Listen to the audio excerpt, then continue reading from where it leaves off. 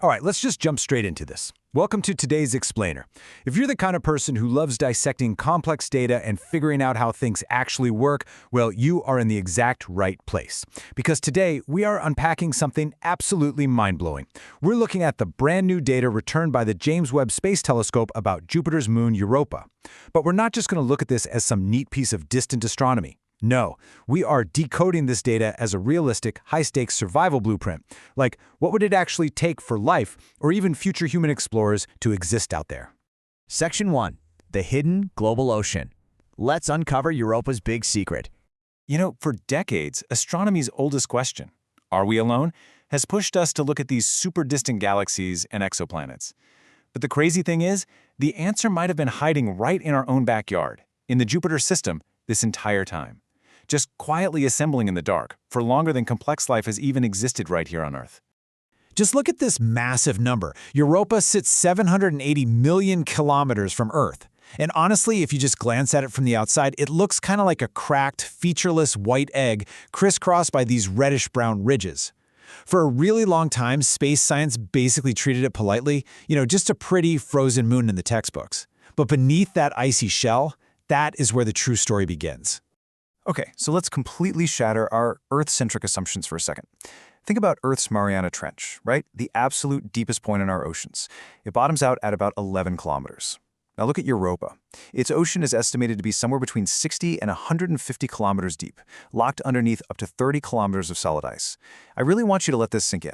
Europa is actually smaller than our own moon, yet it contains literally more liquid water than every single ocean on Earth combined. It's just staggering. But having a massive ocean is just the start. That brings us to Section 2, Webb's crucial carbon discovery, which is honestly the finding that completely changed the game. So, the James Webb Space Telescope didn't land a probe or drill through the ice. Instead, it just stared at Europa's surface from over 600 million kilometers away using the most sensitive infrared spectrograph we've ever built. And it focused on this one specific area called Terra Regio. It's this heavily disrupted, geologically young zone. And Webb found concentrated chemical signatures sitting exactly in the terrain where our models predict ocean material is welling up to the surface. It was essentially reading a chemical stain seeping right through the fabric of the ice. And here is the absolute crucial point. Webb detected carbon dioxide mixed with sodium chloride and magnesium sulfate. We're talking table salt and Epsom salt here.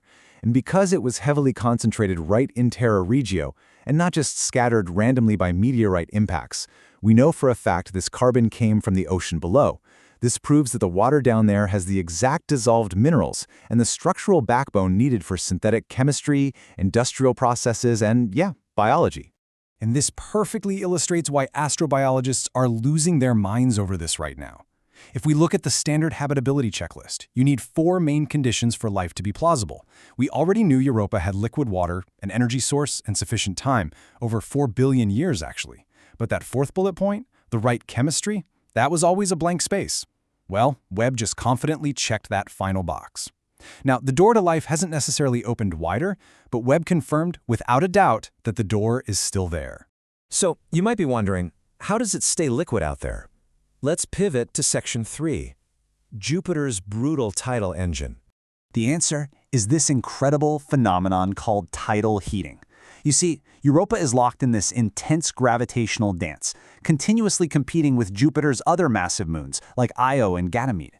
As Europa orbits, Jupiter's immense gravity physically squeezes and stretches the entire moon's interior.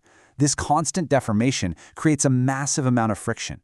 It literally turns Europa into a giant flexing power plant, generating enough heat from the inside out to keep a global ocean completely liquid beneath a frozen crust. And the sheer scale of this is mind-boggling. This planetary-scale tidal heating hasn't just been happening for a few millennia. No, it has been driving hydrothermal vents on Europa's pitch-black seafloor for 4 billion years, uninterrupted. Honestly, if you're designing a long-duration human presence out there, you wouldn't even need to bring a nuclear reactor. Jupiter has completely solved the energy problem for us. But hey, before we pack our bags, we absolutely must face Section 4, Reality of Europa Survival. Because the conditions? They are harsh. First off, solar energy out here is practically negligible.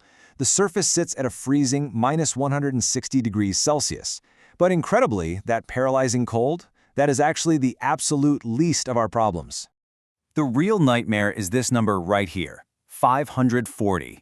Europa doesn't just casually orbit Jupiter. It sits deep inside Jupiter's brutal radiation belt. We're talking a bombardment of 540 rem of radiation to the surface every single day.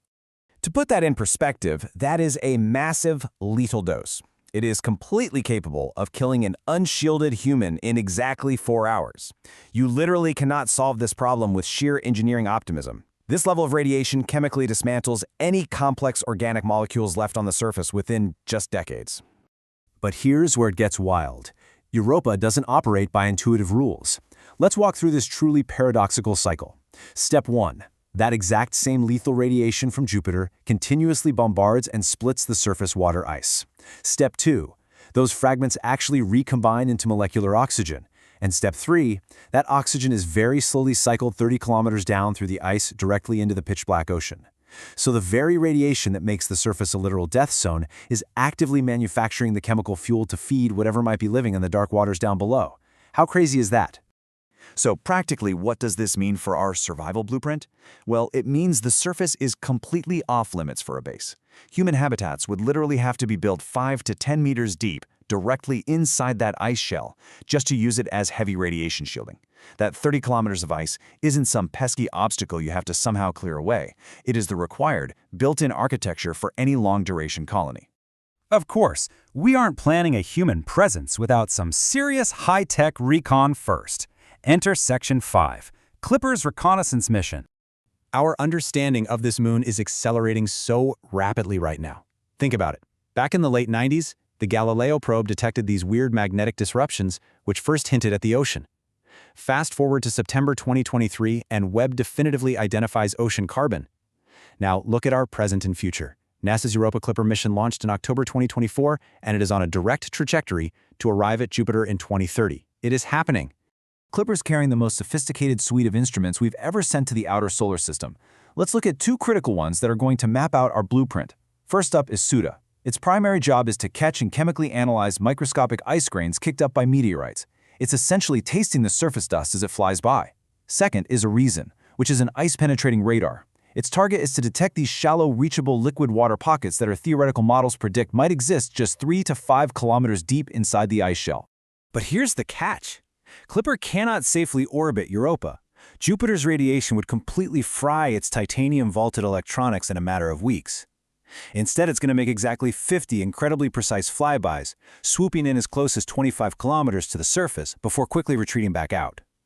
Every single pass is a high-stakes hit-and-run race against cumulative radiation damage.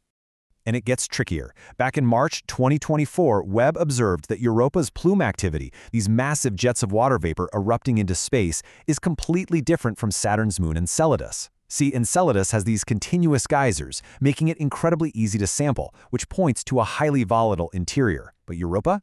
It has intermittent plumes. This means it has a much more stable interior, sure, but it is way harder to sample remotely. Clipper's 50 flybys will basically be a complex statistics game, just hoping to catch an active venting event at the exact perfect moment. As we face down these massive hurdles, the crushing isolation, the low gravity, the extreme communication delays, we arrive at Section 6. Are we truly alone? Which really leaves us with a final, profound question to think about. Are we the only chemistry that got this far? Think about it. If Clipper's SUDA instrument catches a frozen grain of ice in 2030 and finds organic molecules, not even full-blown life, just the building blocks, it changes the entire calculus of human expansion. It would mean that wherever the conditions align, the universe naturally trends toward biology. It means we aren't just a random fluke. Webb opened the door to this incredible possibility, and Clipper is already out there in the dark of space, speeding toward the answer right now. Keep your eyes locked on this space, folks. Thank you so much for joining me on today's Explainer. Keep asking those big questions, and I'll catch you on the next deep dive.